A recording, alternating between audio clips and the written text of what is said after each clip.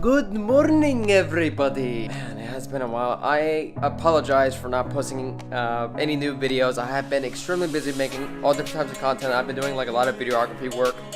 Man, there's so much to tell. It's summer, so that's like the best time of the year because, you know, like I get to go around exploring new things, exploring new ways of how to spend my life and also do different kinds of videos that I never done before. Yeah, so what I'm gonna be doing today, I'm gonna be heading down to North Hollywood. I'm gonna be meeting up with one of my friends. Her name is Tati, so she is a fellow filmmaker, like I am as well.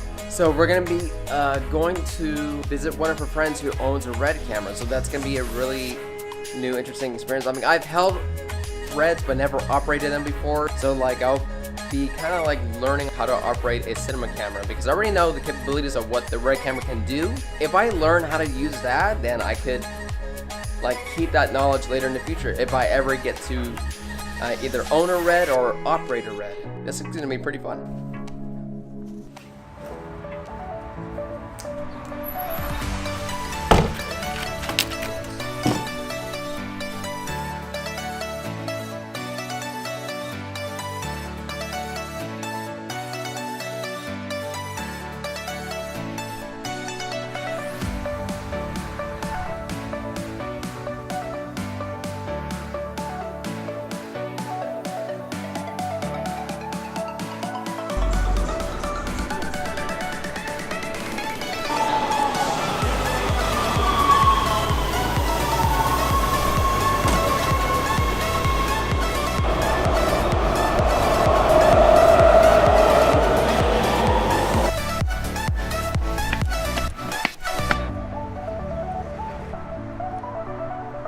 So far, like, everything's on schedule.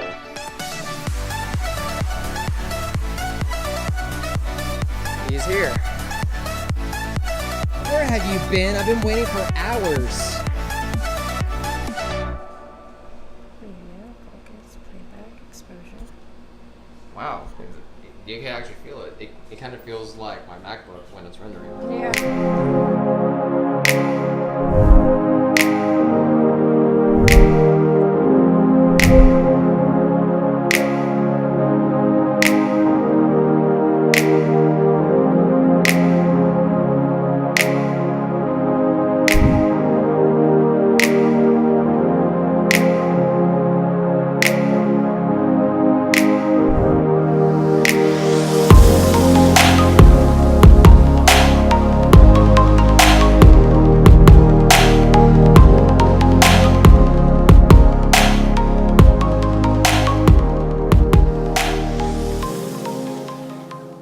That's what I'm hearing when you do color stuff. It's always on DaVinci.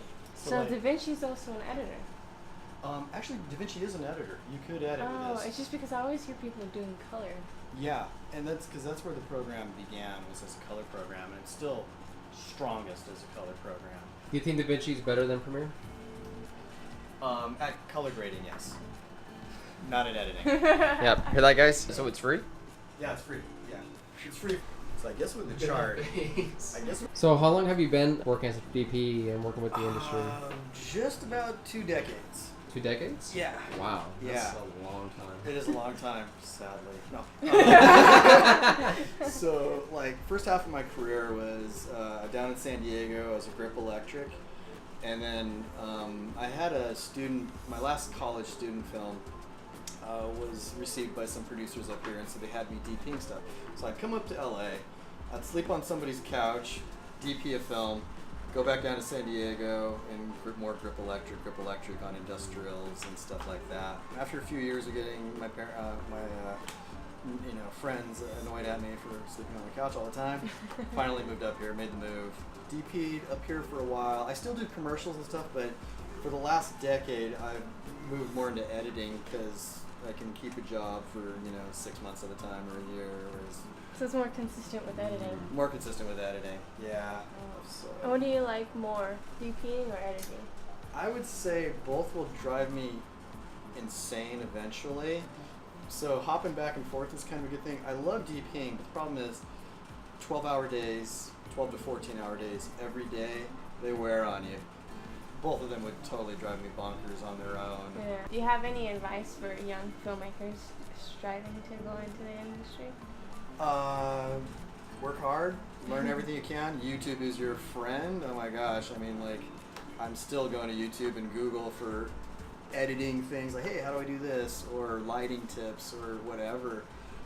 There's just so much, you know, out there that wasn't out there when I was actually starting out, because I was still, you know, cutting on a flatbed and processing film at UCSD back in the day. So it's a lot easier now, but it's just, you know, you gotta just, you know, take the opportunity to do it, you know.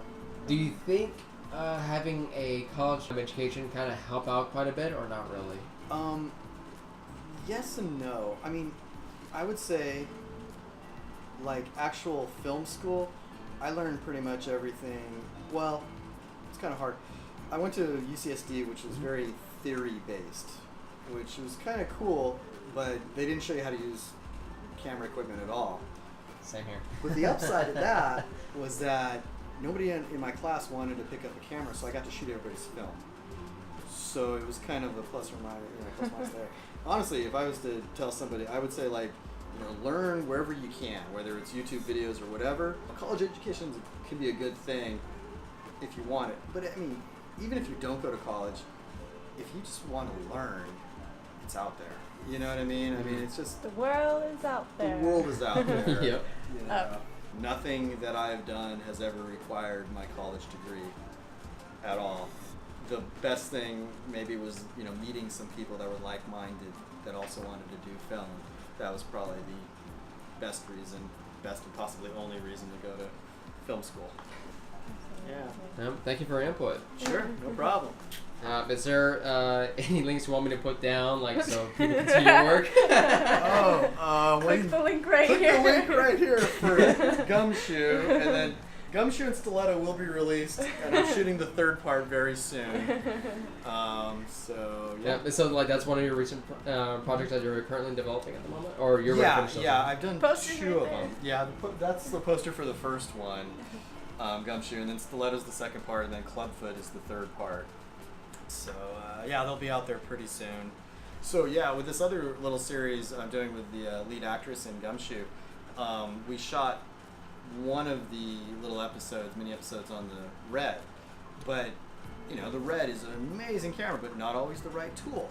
So on one of these, we're actually going to be shooting it on an iPhone because we're going to be shooting forced perspective. So we're going to have this little Frankenstein bed come down in the foreground on these chains, and then the person behind it, but it's got to look like this bed is actually like 6 feet across.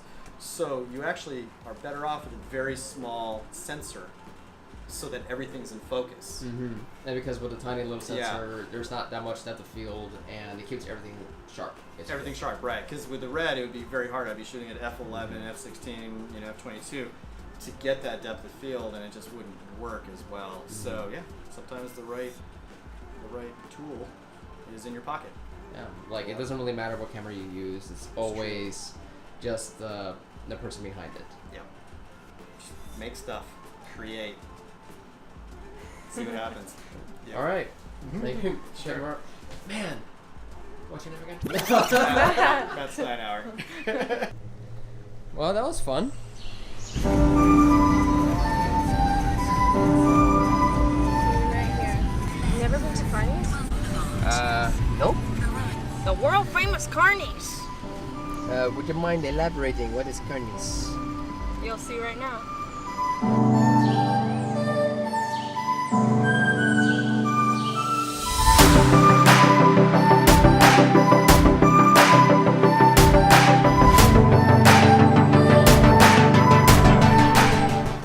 Whew. That was good. That was actually not that bad. Shit. Whoops.